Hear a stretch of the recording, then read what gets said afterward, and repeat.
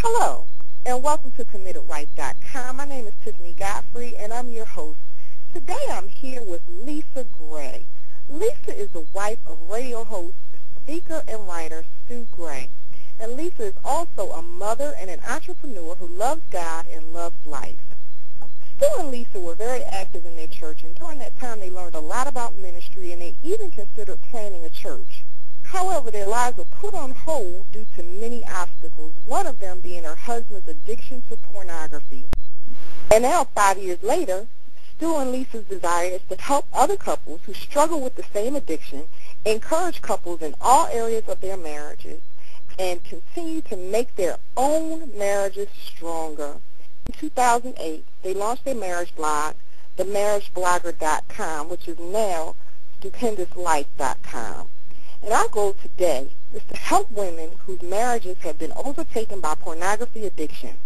We want to show you that there's a way out through the power of Jesus Christ. Lisa, thank you so much for joining us today. Tiffany, thank you so much for having me. It's an honor to be here and to encourage women in their marriages and just to be able to hang out with you. So thank you. Well, thanks. Well, let's get started. How long have you and Stu been married? We have been married 7 years. We've been together 10, but we've been married 7. Very excited about going on our 8th year right now. So, well, congratulations. And, you talk about the fact that during your marriage, you and Stu had considered planning a church, but you were hit with some obstacles. And one of them is a battle that so many women are fighting right now, and it was your husband's struggles and addiction to pornography. Can you tell us a little bit about this? Yeah, Stu, he did what a lot of boys did. He looked at magazines. Started out looking at magazines as a teen, as a young teen, and it grew into consistent viewing of pornography. Back in the old days, as you would say, you would look at magazines and then videotapes, and then, of course, when the Internet came along, it was so easy to see that stuff that it really became an addiction for him. It became a release. If he was stressed out, that was a release for him. It became an avenue to get physical, obviously, enticement and seeing the pictures and stuff. And when we met and started dating, I can honestly say I knew about it. I've had women who I've known who, have been married for years and didn't know, and that wasn't my thing. I actually knew about it when we were dating, and just ignored it for a long time. And it would come up. I would find it and either find it on the computer or find a magazine or something, and we'd argue about it, and we really wouldn't get anywhere with the argument, and then we would kind of just go back to daily life and forget about it for a season. And when we really felt like God was starting to pull us towards planning a church, I think it really reared its head. I think we realized that we weren't in the position, that was one of the things that really showed us God saying, you need to take care of this for yourself in your marriage, but also for me to take you where I want to take you. And so we really felt like putting that on hold was what we were supposed to do, and I'm very grateful to this day that we did. And, Lisa, you mentioned that you knew about his pornography addiction going into the marriage relationship. Why do you think there are so many women who know that their, let's say, husbands or potential husbands are addicted but really don't get too alarmed about it? Can you tell us a little bit about that? And tell us how much damage porn can really do to a marriage. Well, I know for me, I think on some unconscious level, I thought it would change. I thought it would take care of itself. It also wasn't an everyday thing. So it was a seasonal thing. It would happen, and we would argue about it, and then sometimes the seasons could be 3 months, 6 months, a year before it became an issue again.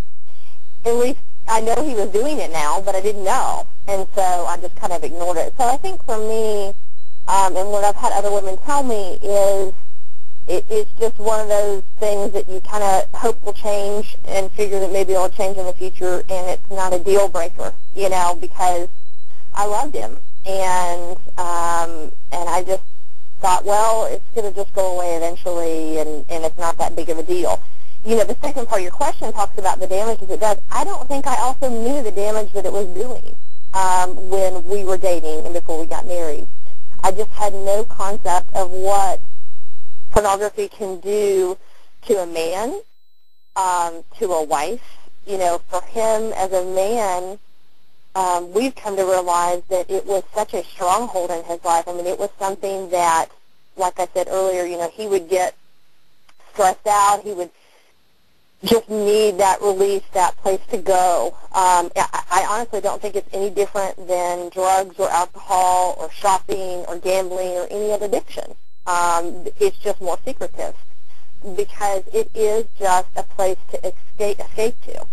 And for me as a wife, I had no idea how damaging it would be for me. I mean, I went through the stages of, oh, man, I'm not enough for him. Why can't I be enough for him? Wait a minute, I'm not perfect enough. I don't look like those women. Maybe if I look like those women, then he won't need them anymore. I went through the stages of anger. If he really loved me, he would just change. He would just stop. He wouldn't do this anymore. I went through the withdrawal. He's not going to be with me. I'm not going to be with him intimately. He can't have me and them. And so it is a very, very damaging thing, and it's also a very secretive thing because so many people, especially with the Internet, can do it, and nobody knows. And you're not going to go to lunch with your friend and say, hey, guess what? My husband's addicted to pornography, It's just not something anybody wants to talk about. It's very shaming. It's very embarrassing. It's, a sexual addiction, so who do you talk to?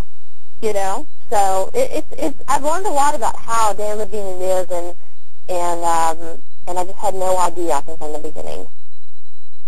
Now, with those things in mind, we know that a major part of marriage, Lisa, is sex and intimacy between husband and wife. Would you say pornography helps or hurts the intimacy, meaning the physical act, but also just the loving, the touching, the talking within a marriage? It destroys it. It doesn't just hurt it. It can destroy it. What pornography does for men especially is it brings pictures into their minds, and it's basically like bringing someone else into your marriage. And that's how destructive it can be. For the wife, there's the comparison part of it, as if he had a mistress, you know what I mean, and I'm comparing to her. And even though you're not physically, even though the man or woman, if a woman is addicted to pornography, is not in physical touch with that other being, that other person, that other person on the other side of that screen or magazine is a person. They have a mom and a dad, and they're somebody's daughter, and they're probably somebody's sister, and they are real. And it is really like bringing somebody in. So I definitely say it hurts and destroy the intimacy in marriages. Wow. And so there are many women who are hurting, are struggling with the comparison, whether they're involved or not, but they're having to compete against these other women who, in all actuality, are mirages because they're not really what they appear to be on TV. Yeah. A lot of people don't know in the porn industry they're giving them drugs, they're giving them different things to make them do whatever. And a lot of times under those women and men who are performing these acts, that's a little girl crying out who was abused herself. And she's just trying to get out or trying to find an escape or trying to mask the hurt and the pain that she's feeling. So it's not really, this wonderful sexual diva that the man even thinks she is. So it's all a mirage. I mean, I always say Hollywood is a big mirage, and pornography fits right into that, and that's the enemy's way of deceiving men, couples into believing that this is the way to go, and ultimately he's trying to destroy the marriage, he's trying to destroy the seed, and meaning that, let's say, for example, you have a son. I have a son. And if a husband is caught up in that, who's to say the son won't find that pornography? Who's to say that, they won't be exposed to it at an age where they really don't have any control, and then they're bound, and then they're in oppression, and then it keeps the cycle going on and on and on. Yeah. But I thank God that you said that you and Sue were able to overcome this. Can you tell us a little bit about what the two of you did to overcome this situation? Well, first let me just kind of give a disclaimer. This has been a long journey. There's not a quick fix. I've had people say, gosh, I don't know if I could do this for 5 years or 10 years. And all I say to them is take one day at a time and just understand that there is no easy answer. And I'm glad there's not, because through this journey, I have learned so much about myself. I have learned so much about God. I have learned so much about my husband and marriage.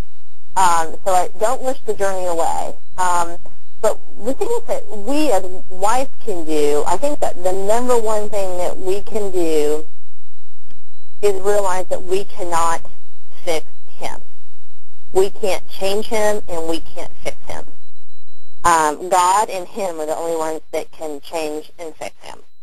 And so many women think, well, maybe if I do this, maybe if I wear lingerie, maybe if I don't give him sex for a while, maybe if I clean the house every day and I'm a perfect little wife, that he won't need that anymore. And we can't fix him.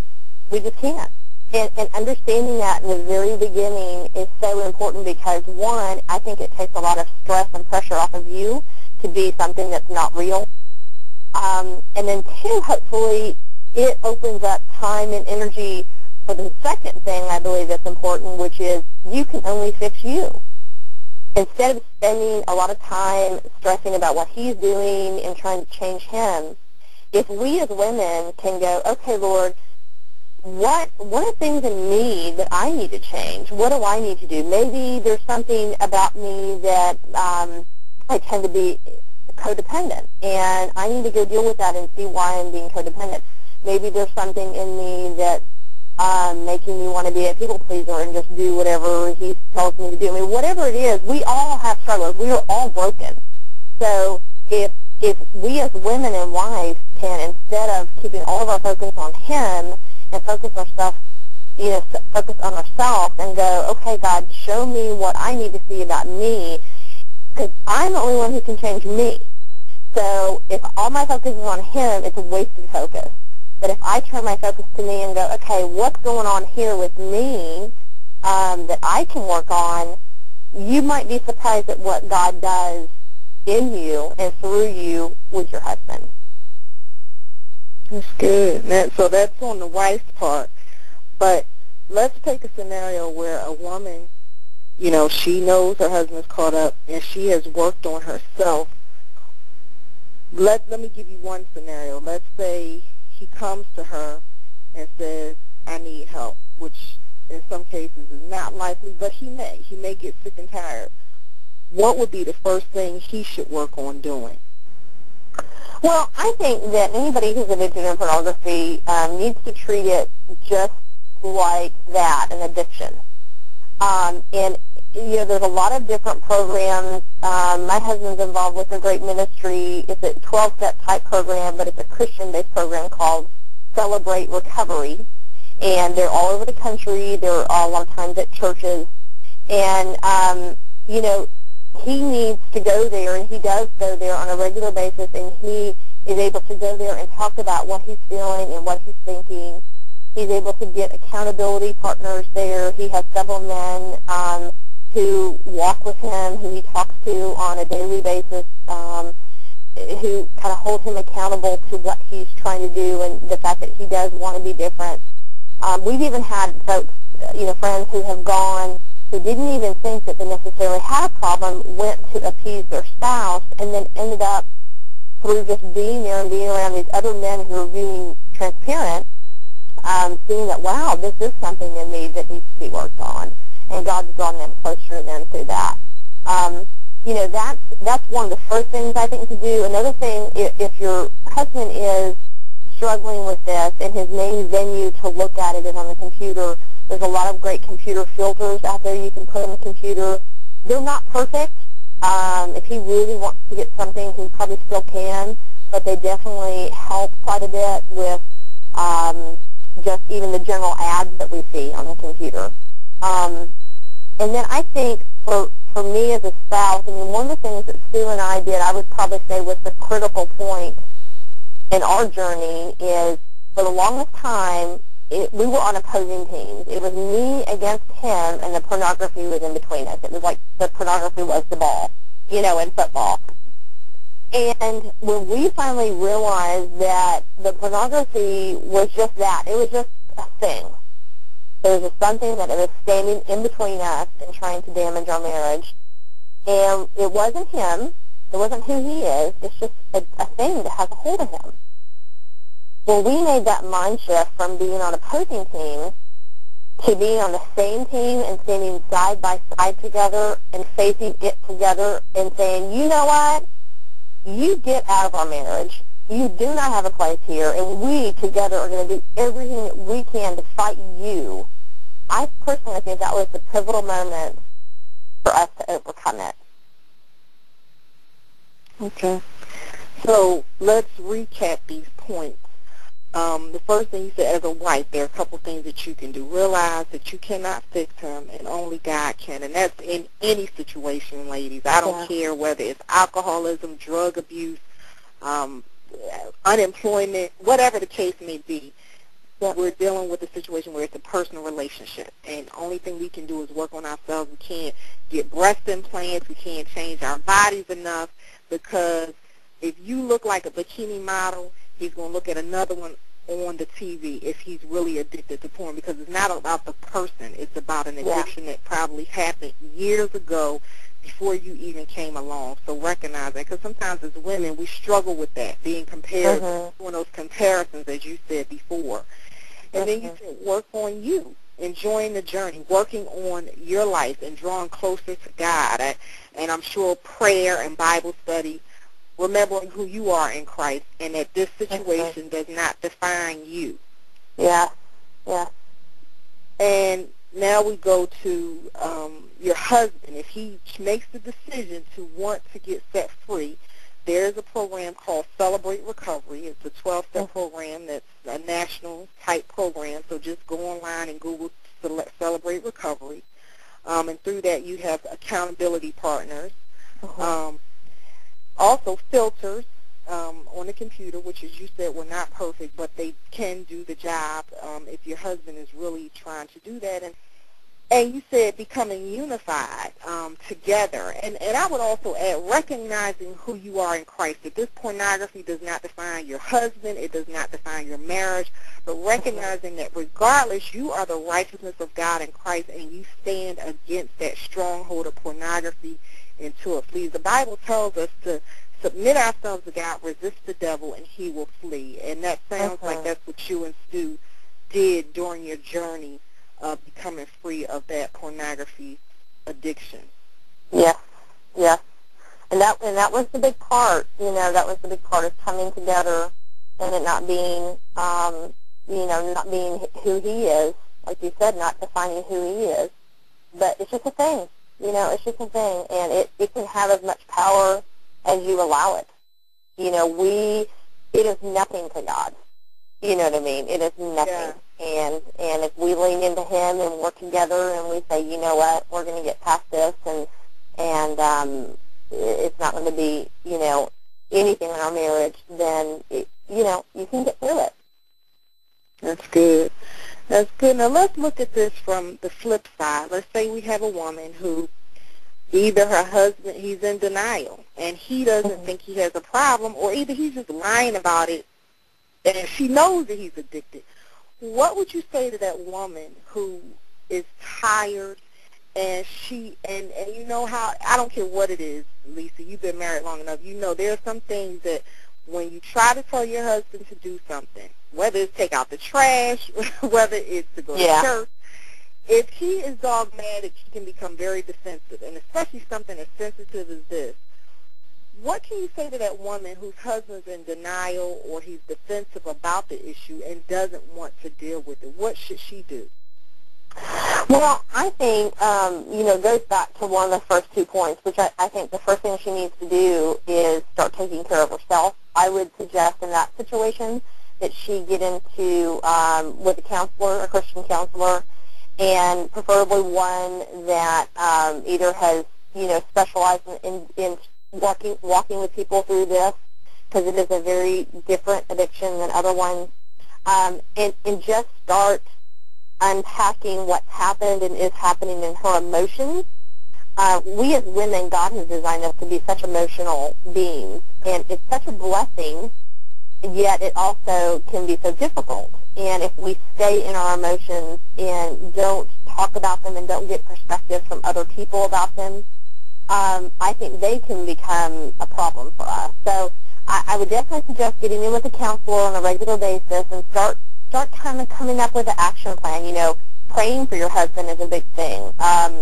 Talking with your husband one-on-one in a non-emotional state, going and saying to him, you know what, I know that you don't think this is a problem, but it is a problem for me, and I'm going to go start seeing a counselor, and I'm going to start taking steps to take care of me because that's all I can do, and I would like you to consider doing the same.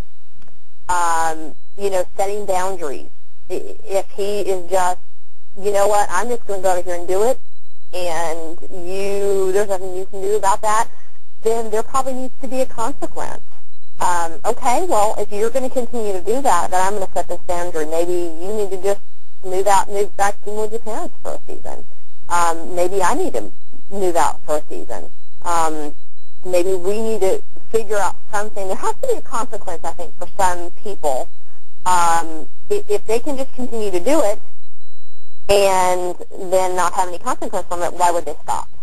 I also think the biggest part in that, because those are really difficult decisions, is praying for God and praying for His peace about what decisions you're going to make.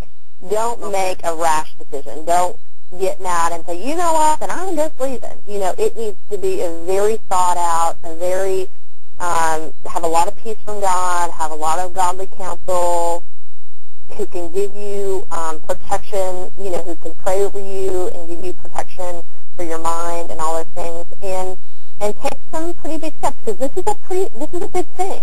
It can destroy marriages, and sometimes it takes that, seeing that there's a consequence to motivate somebody to go, okay, this is more serious than I thought it was. So a lot of prayer and not making a rash decision, because, ladies, I don't want you to just take what she said, well, I'm moving out and running away or whatever. You have to hear from God. I think one of the things that all the conversations that I've had with women, from a young lady whose husband cheated on her and had a child out of wedlock, to other women who've gone through struggles, she got a word from God. And that's what you're saying. You need to hear from God. Don't make an emotional decision, because, ladies, we are so emotional, and we will jump the minute we hear somebody saying something, and you could have been thinking, well, maybe I need to leave him. Now she just gave me a confirmation. No, she's just giving you options. The ultimate counselor, the ultimate person you go to is the Lord Jesus Christ. So don't take what we say as, I hate to say this for lack of a better word, but the gospel, as something that will save your whole marriage and transform it. You've got to go to God in prayer. So if you've got to go to a counselor, if you've got to just go in fasting for a few days, because sometimes we have to do that just so we can clear our minds and our hearts,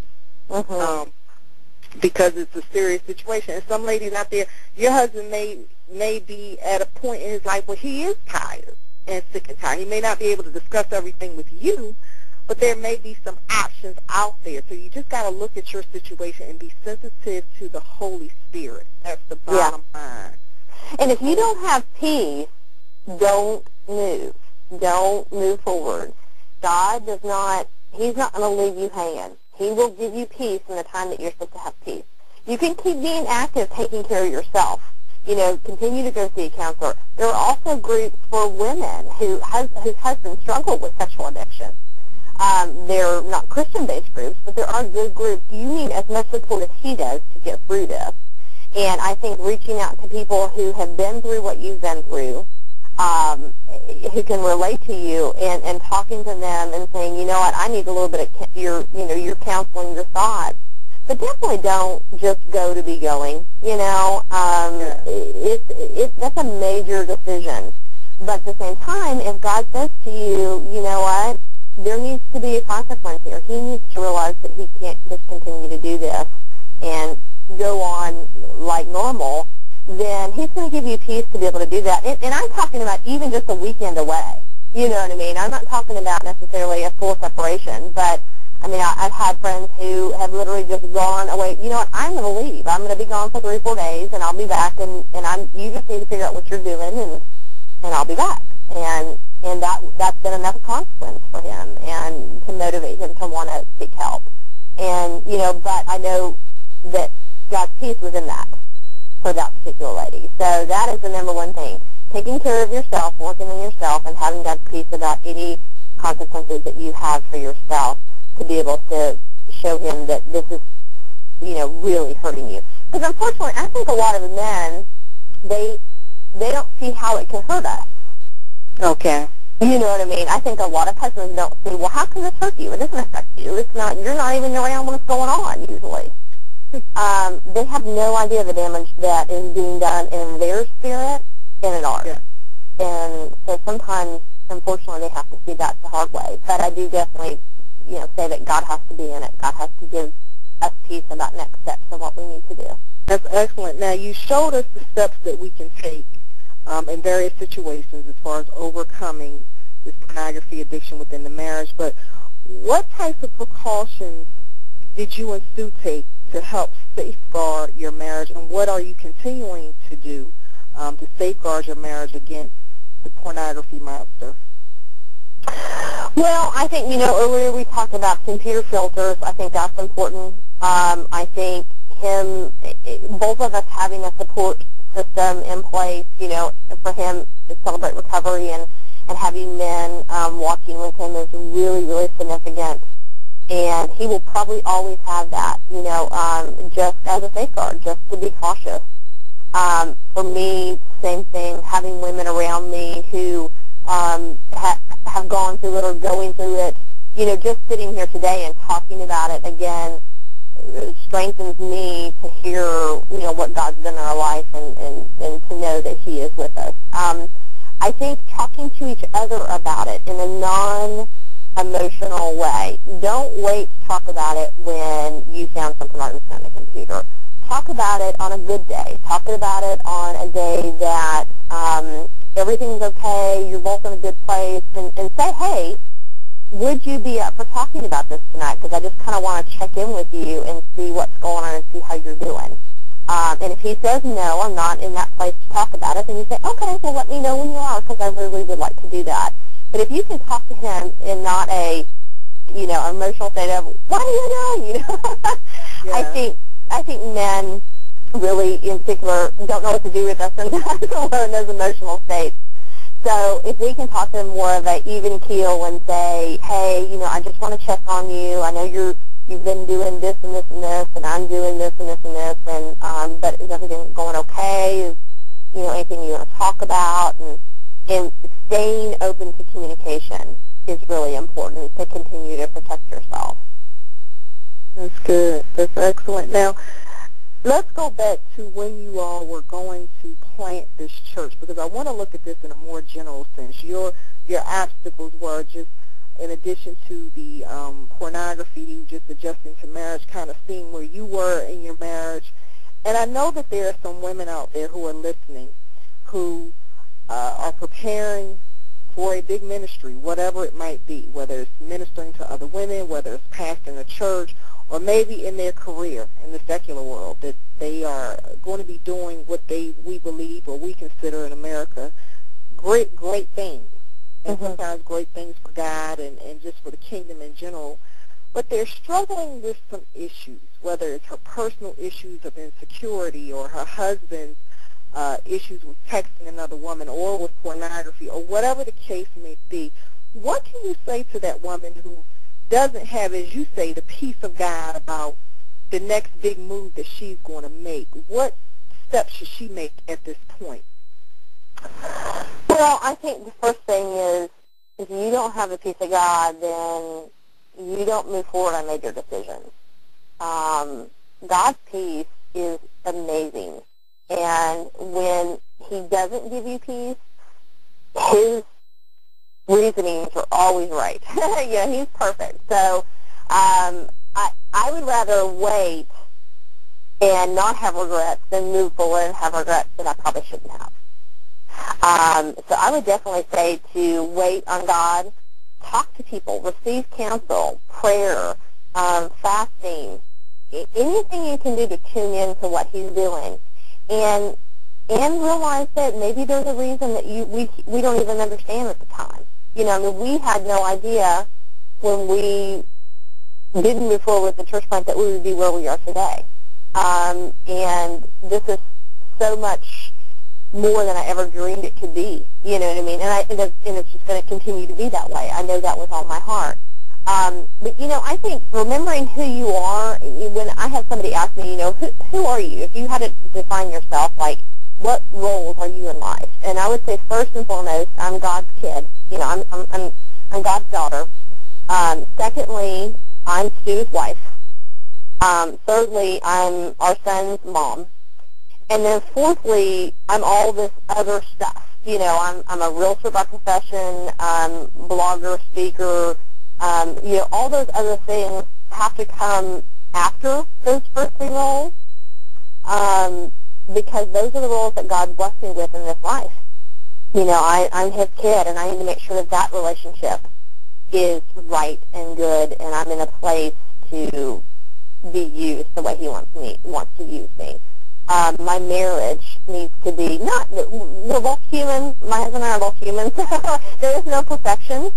But it needs to be in a good place overall. There doesn't need to be a major crisis, a financial crisis, or a sexual crisis or communication. Those things need to be kind of worked on, because that may be the work that God's calling you to first.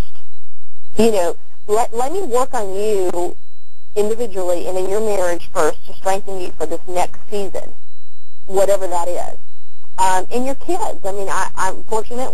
Our son is only 5, so I'm not in the drama of the teen years and young adult years, but I have a lot of friends who are. And, they need to take their time and energy and focus it on that season with their kids.